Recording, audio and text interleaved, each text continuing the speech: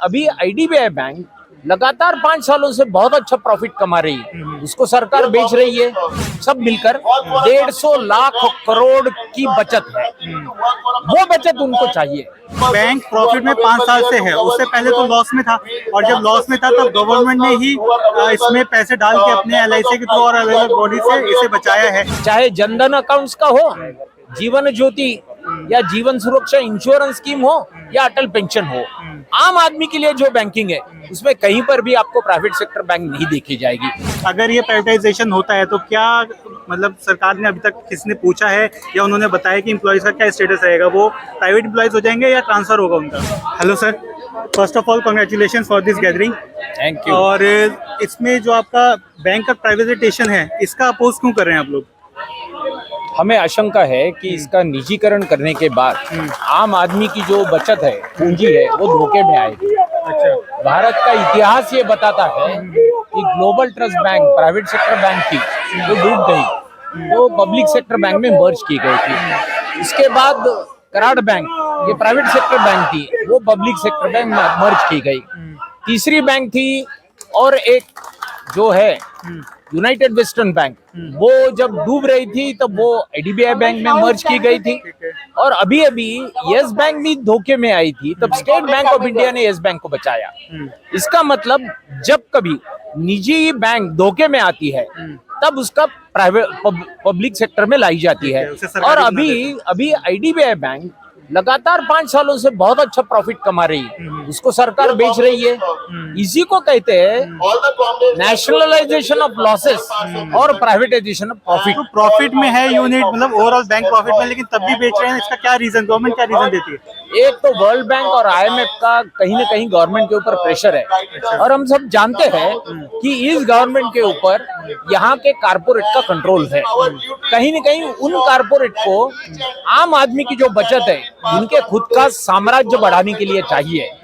आपको पता होगा कि भारतवर्ष में सभी पब्लिक सेक्टर बैंकों के तरफ सब मिलकर 150 लाख करोड़ की बचत है, वो बचत उनको चाहिए ताकि उनका जो साम्राज्य वो बढ़ाने के लिए जहां चाहिए वहां पर वो कर्जा बांट सकते हैं। ठीक है। इसमें अब आईडीबीआई बैंक की हम लोग बात कर रहे हैं यहाँ पर, तो बैंक प्रॉफिट में 5 साल से है, उससे पहले तो लॉस में था, और जब लॉस में था तब गवर्नमेंट ने ही इसमें पैसे डाल के अपने एलआईसी के थ्रू और अलग अलग बॉडी से इसे बचाया है। तो जब गवर्नमेंट ने इसे बचाया है और अब वो बेच रही है, तो इसका अपोज क्यों हो रहा है? ये तो बहुत दुर्भाग्यवश है कि टैक्स पेयर का मनी ये बैंकों के बड़े कारपोरेट की कर्जे राइट ऑफ करने के लिए यूज किए गए हैं, और अभी जब बैंक को प्रॉफिट में लाया है तब वो फिर से एक बार कारपोरेट को बेचने जा रही है। और इससे सबसे बड़ी महत्वपूर्ण बात यह है कि 2003 में यही एनडीए गवर्नमेंट था, तब के वित्त मंत्री जसवंत सिंह ने उसका कारपोरेटाइजेशन करते वक्त आश्वस्त किया था कि 51% कैपिटल ये गवर्नमेंट के पास रहेगा।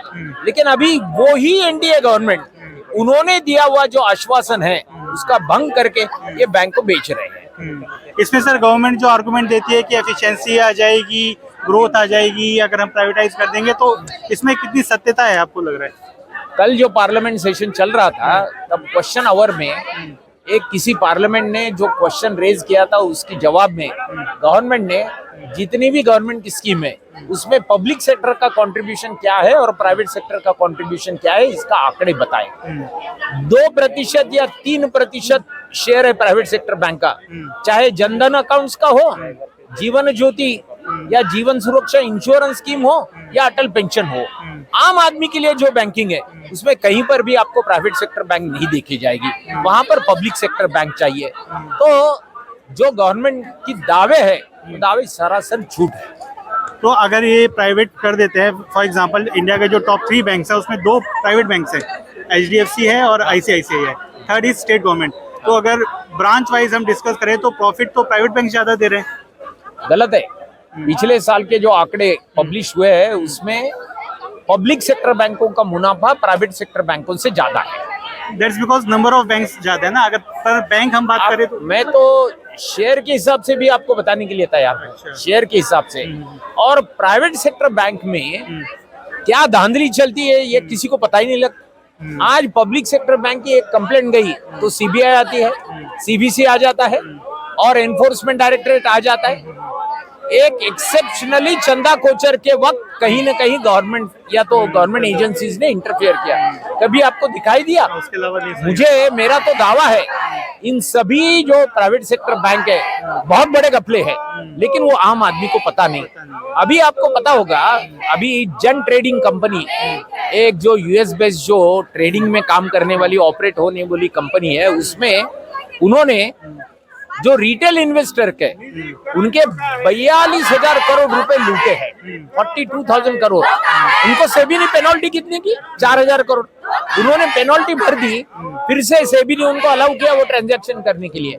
इसका मतलब हम सभी बैंकों ने मिलाकर जितना नेट प्रॉफिट कमाया है, उसमें से 50% जो प्रॉफिट है वो तो एक जेन ट्रेडर कंपनी वाला लूट के चला गया। आम आदमी को ये पता नहीं लग रहा है। कहीं ना कहीं हम ये जो स्ट्राइक करने जा रहे हैं 11 अगस्त को, इसके द्वारा आम आदमी को हम चेतावनी देने जा रहे हैं कि भैया तेरी पूंजी अगर सुरक्षित रहनी है तो तुझे भी हमारे साथ लड़ाई रास्ते पे आकर लड़ना सर, पड़ेगा। इसमें अगर एम्प्लॉयज की बात करें तो employees currently are treated as they are government employees, right? अगर ये प्राइवेटाइजेशन होता है तो क्या मतलब सरकार ने अभी तक किसने पूछा है या उन्होंने बताया कि एम्प्लॉयज का क्या स्टेटस रहेगा? वो प्राइवेट एम्प्लॉयज हो जाएंगे या ट्रांसफर होगा उनका, अगर ऐसा होता है तो? अगर वो प्राइवेट सेक्टर एम्प्लॉय बन जाएंगे। अच्छा। अभी एयर इंडिया का प्राइवेटाइजेशन हो गया, अच्छा, तो 1 साल तक भी उनको जॉब सिक्योरिटी नहीं दी गई। सब लोग रास्ते पे आएंगे। ये 20 साल 25 साल वाले आदमी को निकाल देंगे, कॉन्ट्रेक्चुअल या आउटसोर्स एम्प्लॉय के नाते 10,000 रुपए तनख्वाह के ऊपर उनको रख लेंगे। तो ये तो बहुत सर लीगल और कॉन्स्टिट्यूशनल क्या तरीका है इसमें? क्योंकि जो जितना मेरी जानकारी है लीगली तो अमेंडमेंट इस तरह के हो गए कानून में कि अब कुछ बचा नहीं है, तो आप लोग क्या करेंगे इसमें? अभी हमारा मुद्दा ये है कि पार्लियामेंट के फ्लोर पे जो आश्वासन दिया था वो जनता को दिया, वो आश्वासन है, पार्लियामेंट को दिया वो आश्वासन है। उसके साथ गवर्नमेंट ऐसा खिलवाड़ नहीं कर सकती। हम लोग कोशिश करेंगे सुप्रीम कोर्ट या हाई कोर्ट के दरवाजे पे हम दरवाजे पे भी जाएंगे, रास्ते पे आकर लड़ाई भी लड़ेंगे।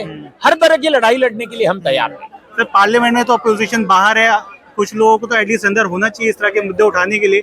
आप भी अपोजिशन का ही पार्ट है एक तरह से, डायरेक्ट इनडायरेक्ट। तो पार्लियामेंट में किस तरह से लड़ाई लड़ेंगे जब लोग ही अंदर नहीं रहेंगे, एक मुद्दा लेके बाहर आ जाएंगे तो कैसे चलेगा फिर? बहुत दिन ये जो आज का माहौल है वो नहीं रहेगा। अच्छा। ये माहौल बदलेगा। अच्छा। आज नहीं कल वो पार्लियामेंट है वो चालू होगी और चालू होने के बाद ये मुद्दा पार्लियामेंट में आएगा।